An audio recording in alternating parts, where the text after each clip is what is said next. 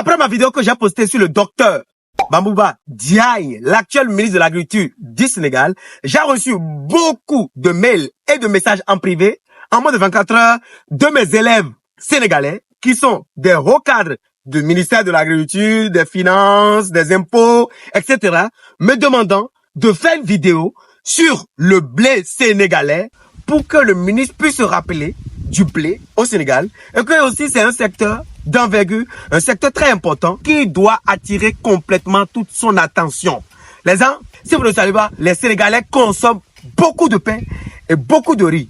Ils importent plus d'1 million de tonnes de riz, ce qui est en train de stopper maintenant parce qu'ils produisent beaucoup de riz actuellement et ils importent plus de 149 milliards de francs CFA de blé. C'est énorme. En 2021, le Sénégal a importé 149 milliards de blé, de francs CFA de blé. C'est énorme. Et donc dans cette vidéo, je vais vous montrer déjà que le blé est déjà produit au Sénégal. Ok?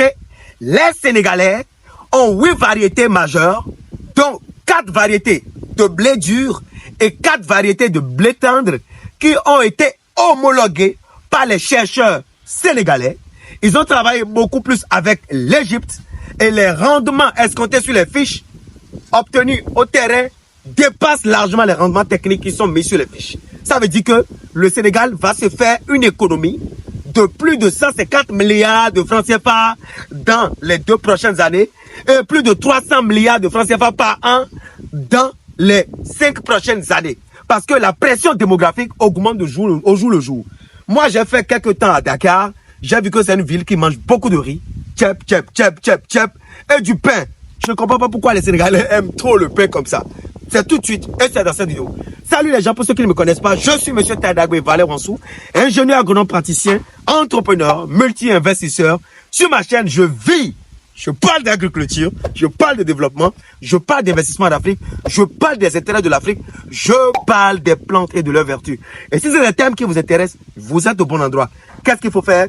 Il faut liker la vidéo. On adore ça, tonton et tata et chers dames et messieurs. Il faut vous abonner à la chaîne. Il faut activer la cloche de notification pour ne plus jamais louper de pareils contenus. Et il faut partager la vidéo sur tous les réseaux sociaux pour faire grossir cette magnifique communauté d'agriculteurs modernes. Si vous êtes prêts, on y va. Sangalkam, à 35 km de Dakar. Ici, sur ces milliers de mètres carrés de passerelles, des agronomes récoltent une nouvelle variété de blé local. C'est la dernière étape d'une expérimentation entamée il y a plusieurs années qui pourrait changer la donne dans le pays. Objectif du Sénégal, qui importe 800 000 tonnes de céréales par an, être moins dépendant de ses principaux fournisseurs. Le projet, c'était de développer des variétés de blé adaptées au Sénégal. C'est un pays qui dépend entièrement des importations pour satisfaire sa demande en consommation de blé. Et les 2 principaux fournisseurs du Sénégal, c'est la Russie et l'Ukraine. Vous voyez donc là, la problématique se pose. Et pour remédier à ce problème, les chercheurs de l'Institut agricole ont testé de nouvelles variétés de blé adaptées à la chaleur. 3 sont importées d'Égypte et la 4e est développée par l'Institut. Dans ce pays d'Afrique de l'Ouest, très friand de pain, le blé est la 2e céréale la plus consommée après le riz. Ça a très bien réussi. Malgré que ça soit semé tardivement, que ça soit semé dans des conditions où il fait très chaud, comme on sait que le blé c'est une culture des zones tempérées. On a des variétés de blé qui s'adaptent à cette chaleur-là, qui s'adaptent à ces conditions agroclimatiques, disons. Donc les résultats vraiment sont prometteurs. Autre objectif de ces passerelles, préparer les paysans à emblaver 1000 hectares d'ici la fin de l'automne, et le défi sera de taille. La culture du blé nécessite beaucoup d'eau pour être irriguée, alors qu'au Sénégal, on ne peut cultiver cette céréale seulement du mois de novembre à février, donc durant la saison froide, période où il n'y a pas de pluie. Là, au niveau de Sangalkam, dans le cadre du programme du ministère de l'Agriculture, de l'équipement rural et de la souveraineté alimentaire. Et comme on le sait, le blé est la 2e céréale la plus consommée au Sénégal après le riz et entièrement même importée pour l'instant. Mis à part les essais qu'on mène dans la vallée, donc on n'a pas encore cultivé le blé à grande échelle. Donc l'ISRA, anticipant un peu sur problème, donc sur cette problématique de la dépendance du Sénégal vis-à-vis à l'importation du blé, donc avait pris les devants en essayant de réadapter des variétés de blé dans nos conditions agroécologiques. On l'a essayé dans la vallée du fleuve Sénégal. On l'a testé depuis des années et aujourd'hui on est arrivé à homologuer 4 variétés de blé tendre et 4 variétés de blé dur.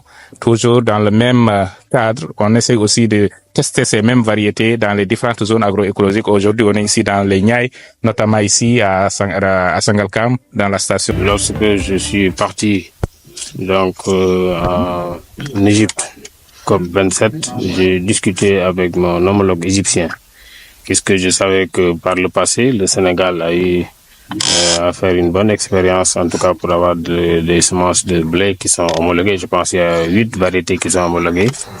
Et j'ai également demandé à mon homologue de nous donner en tout cas des semences pour qu'on puisse expérimenter ça en perspective de novembre 2023.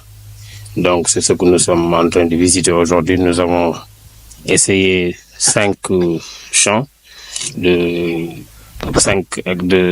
hectare. Et puis dans chaque champ, nous avions 4 variétés de blé. Donc 3 variétés de blé tendre et une variété de blé dur. Nous avons également sur les champs expérimentés, nous avons 3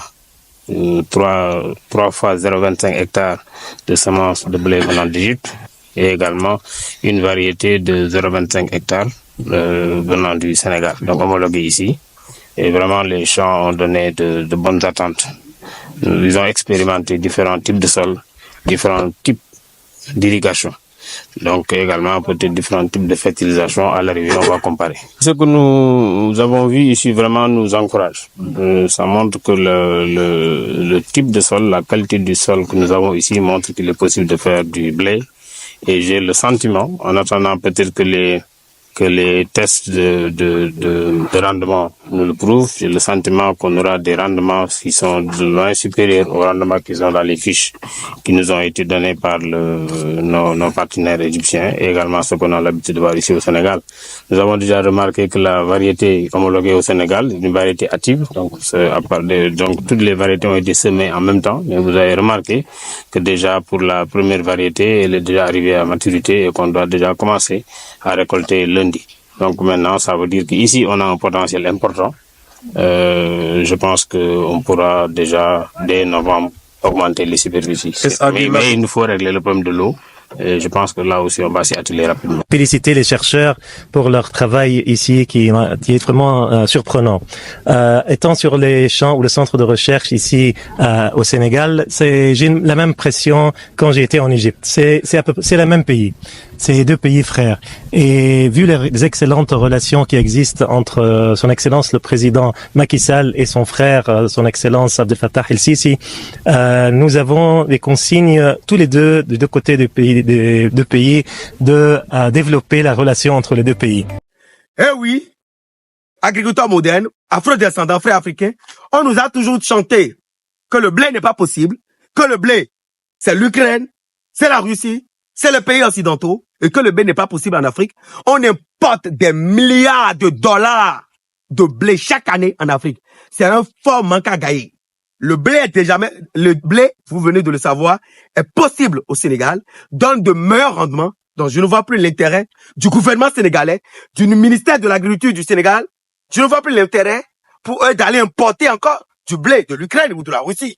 Ils doivent maintenant investir massivement dans la production agro-industrielle du blé. Et ça va faire quoi? Ça va créer de l'emploi au niveau de la jeunesse sénégalaise. Les jeunes ne vont plus monter dans les rues pour faire du bruit, faire du désordre, faire des casses, puisqu'il y a du boulot. L'agriculture est le seul secteur qui peut employer plus de 70% de la population active en Afrique. Et donc, il faut créer des cadres, il faut créer des climats, il faut créer des systèmes, des écosystèmes qui permettent d'employer la plus grande partie de la population, les jeunes. C'est de ça qu'il est question. Et le Sénégal est en train de montrer l'exemple ici. Ils n'ont pas compté sur les chercheurs occidentaux. Ils ont compté sur leur propre recherche. Et c'est de ça que l'Afrique a besoin. Et vraiment, c'est une fierté. Le docteur Mabouba Diaye a beaucoup de pain sur la planche je ne dirais même pas beaucoup de pain sur la planche.